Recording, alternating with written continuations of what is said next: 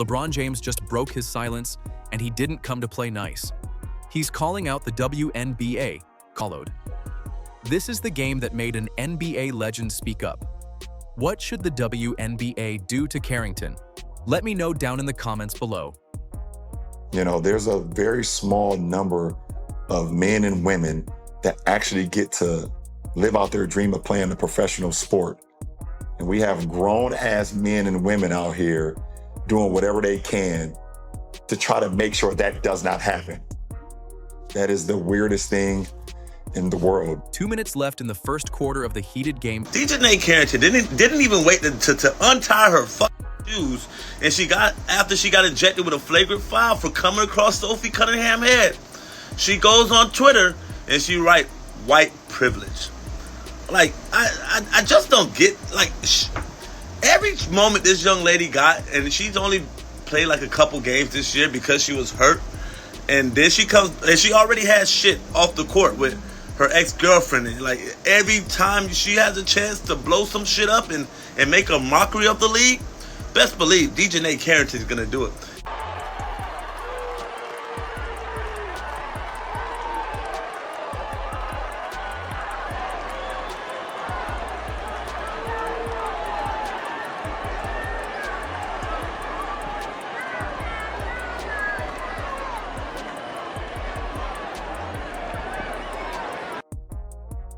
This clothesline wasn't the first time Carrington put a Fever player in danger, and the tape goes back years. Let's talk about where this reputation actually starts, because it's not this season. It's the 2024 playoffs first round, when Carrington's hand goes straight into Caitlyn Clark's face and catches her eye. Clark walks away with a visible black eye that becomes the story of that whole playoff series, and Carrington's response is to claim she didn't even know she hit her, that it was an accident. The league reviews it and does basically nothing. No real punishment, no suspension, and a lot of people now believe that's the exact moment Carrington learned there were no consequences coming. As everyone else is seeing this angle, I'm calling her in and I'm saying to her, I need answers. And that eye poke isn't a one-off either. She's grabbed Sarah Ashley Barker by the ponytail and yanked her straight to the floor, and officials call that a loose ball foul instead of what it actually looked like.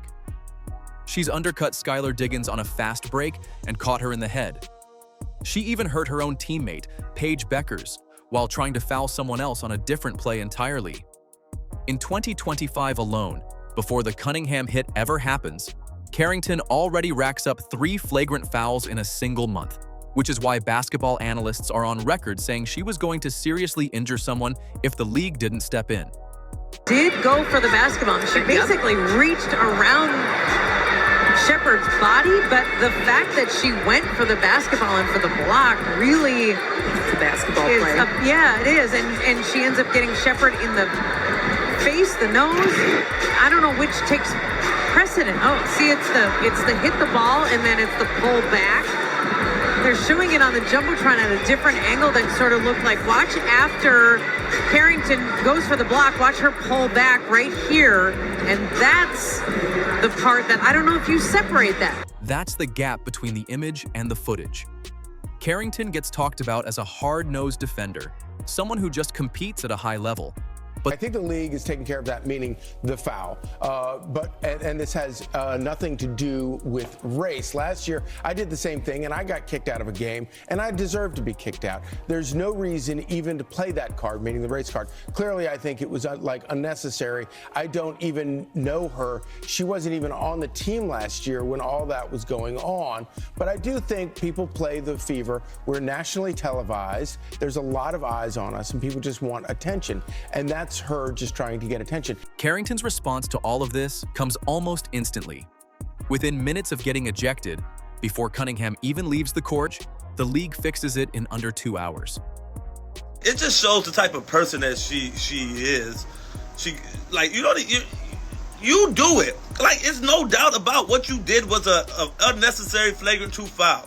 And then you come out, you delete your message because you're a coward. Because that's what cowards do. If you go stand on it. Because you were so mad after the game, stand on it. And then secondly, you write 8:23. Like, okay, I guess that's the next time they play Indiana. You ready for Sophie? You gonna fight?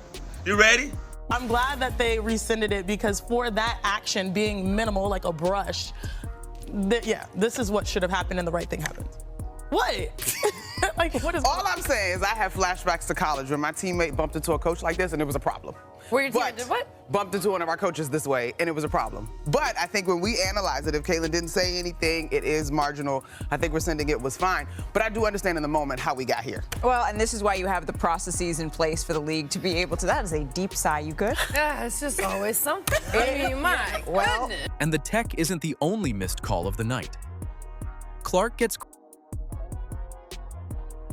Clark a deep one. Wow!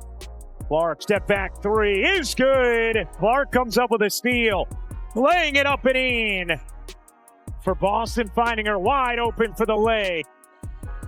8th assist for Clark. Clark, a deep launch. The bank is open in the friendly confine. Here's Clark separating, taking, and hitting. Picks up her 9th double-double of the season while doing it. She is 4th in the league in three-point percentage, 2nd in the league in scoring. And there she is, getting free, cutting and finishing.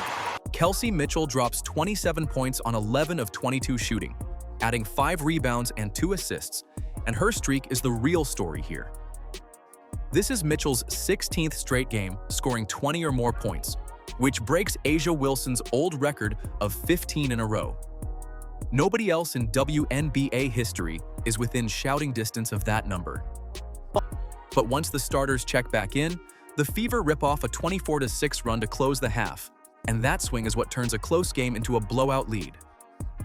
Chicago claws back to 73-70 in the 4th, and Clark answers immediately with a 3. Then Mitchell scores 8 straight points on back-to-back triples to push it back to 13. The Sky get within 89-86 with 28 seconds left, but Clark calmly knocks down a free throw to close it out. Depth wins this one, not just 3 names on a stat sheet, and that's exactly what LeBron James is about to talk about. Bounce back game, baby. Resiliency. Roll dog. LeBron James doesn't weigh in on WNBA drama, so when he finally opened his mouth, everybody... Click the video on the screen and we'll see you in the next one.